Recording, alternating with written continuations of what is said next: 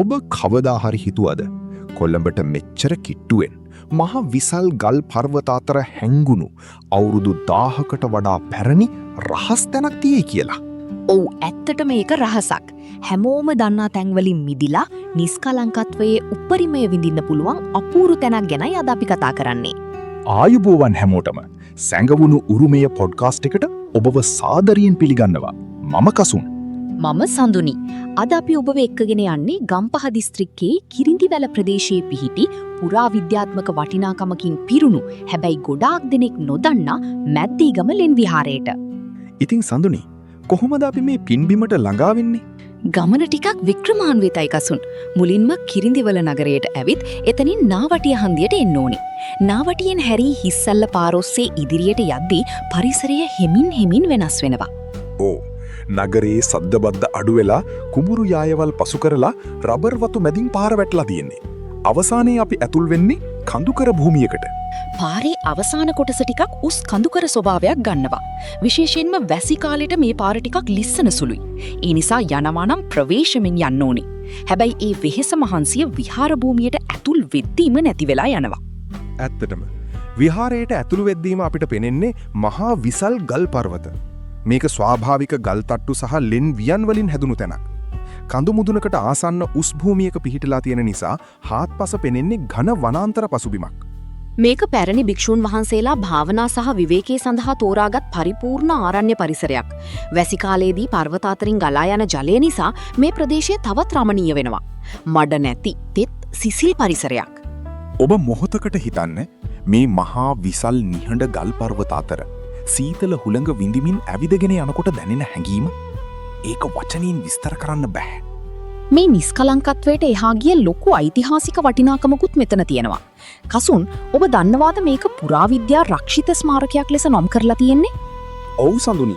ඒ කියන්නේ මේ ස්ථානයේ ඇති ලෙන් පුරාණ ඉදිකිරීම් සහ චිත්‍ර රජය මගින් ආරක්ෂා කරනවා. ශ්‍රී ලංකාවේ බොහෝ ලෙන් විහාර වගේම මියත් අනුරාධපුර හෝ ඊට පසුකාලීන යුගයක භික්ෂු ආරාමයක් ලෙස භාවිතා වූ බවට සාධක තියෙනවා. වැදගත්ම දේ තමයි ලංකාවේ තියෙන ගොඩක් ලෙන් කියන්නේ සාමාන්‍ය ගුහා, කේව්ස් නෙමෙයි. ඒවා ස්වාභාවික පාෂාණ මට ලොකේෂන්, ෂෙල්ටර්ස්. මේවායේ උඩින් කටාරම්, ඩ්‍රිප් ලෙජර්ස් කුටලා තියෙනවා වැසි ජලයේ ඇතුළට නොඉන්න. මැද්දේගමදීත් අපිට පැරණි වාස්තු විද්‍යාත්මක ලක්ෂණ දැක ගන්න පුළුවන්. විහාර භූමියේ මැදට වෙන්න ඉතාමත් පැරණි බෝධීන් වහන්සේ නමක් වැඩ සිටිනවා. මේ බෝධිය පිළිබඳව ජනප්‍රවාදයේ එන්නේ දෙතිස් පළරුහ බෝධියක් හැටියටයි. දෙතිස් පළරුහ බෝධීන් කියන්නේ අනුරාධපුර ශ්‍රී මහා බෝධියේ ප්‍රථම ඵල හටගත් අවස්ථාවේ ඉන් පැන නැගුණු අංකුරවලින් රෝපණය කළ බෝධීන් 32කින් එකක්. ඒකෙන් තේරෙනවා මේ ස්ථානයේ තියෙන ආගමික වැදගත්කම කෙතරම්ද කියලා. බැතිමතුන් බොහෝ දෙනෙක් මේ බෝධිය වටා පහන් දල්වා මහත් ගෞරවයෙන් වන්දනා කරනවා අපිට දැක ගන්න ලැබුණා. දැන් අපි යමු ප්‍රධාන ලෙන් විහාරය ඇතුළට. මෙන්න මෙතනදි තමයි ස්වාභාවික ගල් ලෙන කලාත්මක විහාරගයක් බවට පත් වෙලා තියෙන්නේ. මෙහි ප්‍රධාන ආකර්ෂණය වන්නේ ලෙන් ගර්භය තුල ස්ථාපිත කර ඇති බුද්ධ ප්‍රතිමා වහන්සේලා තුන්නම. හිඳි බුද්ධ ප්‍රතිමාවක්, හිටි බුද්ධ ප්‍රතිමාවක් සහ සැතපෙන බුද්ධ ප්‍රතිමාවක් මෙහි වැඩ සිටිනවා. විශේෂයෙන්ම කියන්න ඕනේ මේ ප්‍රතිමා තනිකරම ශ්‍රී ලාංකීය කලා ශෛලියට අනුකූලවයි නිර්මාණය කරලා තියෙන්නේ. ස්වාභාවික ලෙන් පරිසරය සමග මේ ප්‍රතිමා හරි අපූර්වට එකමුතු වෙලා තියෙනවා. ඒ වගේම ලෙන් වියනේ සහ බිත්තිවල සිතුවම් දක්නට ලැබෙනවා. පුරාණ කලා ශෛලියේ සලකුණු සමහර තැන්වල තිබුණත් පසුකාලීන අලුත් වැඩියා නිසා නව තීන්තාලේපන සහ නවීන චිත්‍ර තමයි අද බහුලව පෙනෙන්න තියෙන්නේ. බුද්ධ චරිතය සහ මල් රටා ඒ නිරූපණීය වෙනවා. විහාර පරිශ්‍රයේ තවත් ඉහළට වෙන්න කුඩා ධවල වර්ණ දාගබක් පිහිටා තියෙනවා. කඳු මුදුනේ ඉඳන් වටපිටාවේ ඝන වනාන්තරය දකිද්දි හිතට මහ පුදුම සැහැල්ලුවක් දැනෙන්නේ. එතනම කිට්ටුවෙන් කුඩා පොකුණක්කුත් තියෙනවා.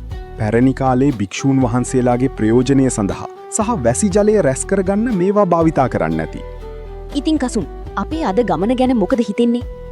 මැද්දේගම ලෙන් විහාරය කියන්නේ නගරයේ කාර්ය බහුලත්වයෙන් මිදිලා නිදහසේ ආධ්‍යාත්මික සුවය විඳින්න වගේම අපේ පැරණි උරුමය ගැන ඉගෙන ගන්න පුළුවන් කියාපු තැනක්.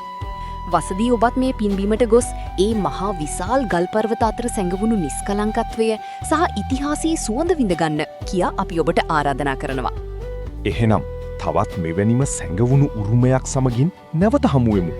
තෙරුවන් සරණයි. මතක ඇතුව අපේ YouTube channel එක subscribe කරලා තියාගන්න. මේ වගේම වීඩියෝ ඉදිරියටත් බලන්න. ස්තුතියි.